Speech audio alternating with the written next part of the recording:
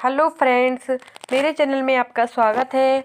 आज की वीडियो में हम बात करेंगे साईं बाबा व्रत के बारे में। आपको पता है मेरी पिछली वीडियो साईं बाबा व्रत उद्यापन विधि, साईं बाबा व्रत विधि, उसमें मैंने सारा कुछ बता दिया था। लेकिन कुछ लोगों के काफ़ी सारे क्वेश्चंस आए थे, तो उन सब के आंसर मैंने वही कमेंट बॉक्स में दे दिए थे।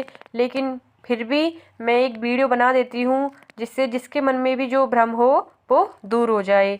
तो चलिए शुरू करते हैं आज का वीडियो। इससे पहले जिन्होंने मेरे चैनल को सब्सक्राइब नहीं किया है वो मेरे चैनल को सब्सक्राइब अवश्य कर लें।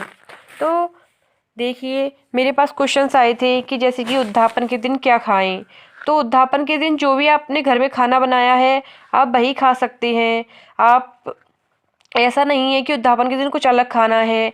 आप गरीबों के लिए जो खाना बनाते हैं उसमें से ही आप खाना खा सकते हैं।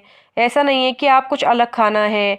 और हाँ, याद रखें कि उद्यापन के दिन भी आपको, जैसे आप 8 गुरुवार खाना खाते आए हैं एक ही समय, वैसे ही आपको एक ही समय भोजन करना है। ऐसा नहीं है कि उद्यापन वाले दिन आप दोनों समय भोजन कर सकते हैं। उस दिन भी आपको व्रत की तरह ही एक समय भोजन करना है। और अगला आया था मेरे पास कि हर बार सिक्के को पीले कपड़े में ही बांधना है क्या। तो जिस दिन आप गुरुवार का व्रत चालू करते हैं उस दिन, पहले दिन आपको, जिस दिन आपने गुरुवार के व्रत चालू किए हैं उस दिन आपको एक दिन ही कपड़े में सिक्का बांधना है। फिर वो कपड़े में सिक्का बंधे रहना है, आपको उसको निकालना नहीं है। जब आपके 9 गुरुवार कम पूरे हो जाएं तो 9वें गुरुवार को आपको वो सिक्का साईं मंदिर में चढ़ा आना है। फिर अगला आया था मेरे पास कि उद्यापन अंतिम गुरुवार को करना है या उसके बाद वाले गुरुवार को। तो देखिए, जैसे आपने 9 गुरुवार व्रत बोले थे, तो आपके जब 8 गुरुवार पूरे हो जाते हैं तो आपको 9वें गुरुवार को ही उद्यापन करना है।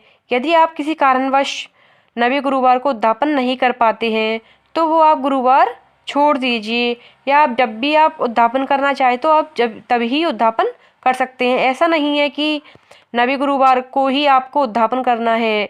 आप वो 9वां गुरुवार आगे भी जाके कभी भी कर सकते हैं। अगला आया था मेरे पास कि हर उद्यापन पर बुक बांटना जरूरी है क्या। तो हाँ जी, हर उद्यापन पर आपको साईं बाबा की बुक्स बांटना जरूरी है, क्योंकि कहते हैं कि साईं बाबा व्रत का प्रचार प्रसार करना चाहिए। तो हर गुरुवार पर ज़रूरी नहीं है कि आप 11 या 21 पुस्तकें ही बांटें, आप 5 या 2 पुस्तकें भी दे सकते हैं। फिर है कि साईं मंदिर नहीं हो तो मन्नत के रुपए का क्या करें। तो देखिए, वैसे साईं मंदिर हर जगह होते ही हैं, लेकिन फिर भी यदि साईं मंदिर नहीं है तो आप उस मन्नत के रुपए को किसी गरीब या फकीर को दे दीजिए। जिस दिन आप अपना उद्यापन करते हैं उस दिन उस सिक्के को पीले कपड़े में से निकाल कर और आप उसको किसी गरीब को दे दीजिए। अगला आया था कि व्रत में कोई दूसरा सदस्य गरीब को खाना खिलाकर आ सकता है क्या। तो जी, व्रत में गरीबों को दूसरा सदस्य खाना खिलाकर नहीं आ सकता। इसके लिए आपको ही जाना पड़ेगा, क्योंकि आपने उद्यापन किया है, आपने व्रत किए हैं। तो यदि आपके हाथ से आप गरीबों को खाना खिलाएंगे तो वो ज़्यादा फलदायी होगा, उसका फल जल्दी आपको मिलेगा। तो इसलिए गरीबों को खाना आप खुद ही खिलाकर आइए। यदि कोई मजबूरी की है या कोई मजबूरी वाली बात है तो वो बात अलग है, लेकिन यदि आप जाएंगे तो वो ज़्यादा अच्छा होगा। अगला है कि यदि आपकी विश पूरी नहीं है तो सिक्के का क्या करें।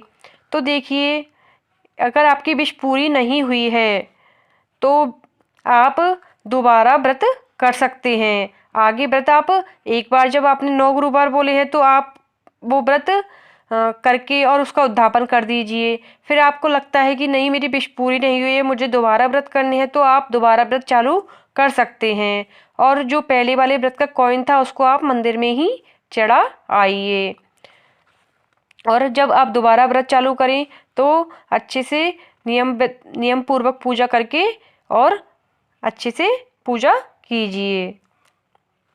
इसके अलावा आया था उद्यापन अंतिम गुरुवार को करना है या उसके बाद वाले गुरुवार को। तो जी, उद्यापन अंतिम गुरुवार को ही करना है, अर्थात 9वें गुरुवार को ही करना है। अगला आया था कि क्या उद्यापन वाले गुरुवार का व्रत जब उद्यापन करना हो तभी करें या बाद में भी कर सकते हैं। तो उद्यापन वाले गुरुवार का व्रत उद्यापन वाले दिन ही करना है, ऐसा नहीं है कि आप उसे बाद में कर सकते हैं। जिस दिन आप उद्यापन कर रहे हैं उसी दिन आपको वो व्रत करना है। तो ये कुछ ज़रूरी बातें थी जो मैंने आपको बताई हैं। इसके अलावा एक बात और है कि इस व्रत में ध्यान रखें, आपको पीली ही चीज़ों का प्रयोग करना है, अर्थात पीले फूल, पीला ही, मतलब जो भगवान को आप भोग साईं बाबा को प्रसाद चढ़ाते हैं वो भी प्रसाद पीला ही होना चाहिए। पीला मतलब हल्दी से ही आप उनको चंदन लगाएं। तो ये सारी चीज़ें आपको पीली ही यूज में लेनी है। तो आप इन बातों का ध्यान रखिए, और आपको कोई भी क्वेश्चंस और हो तो आप मुझे कमेंट बॉक्स में कमेंट कर सकते हैं। जय साईं राम। धन्यवाद।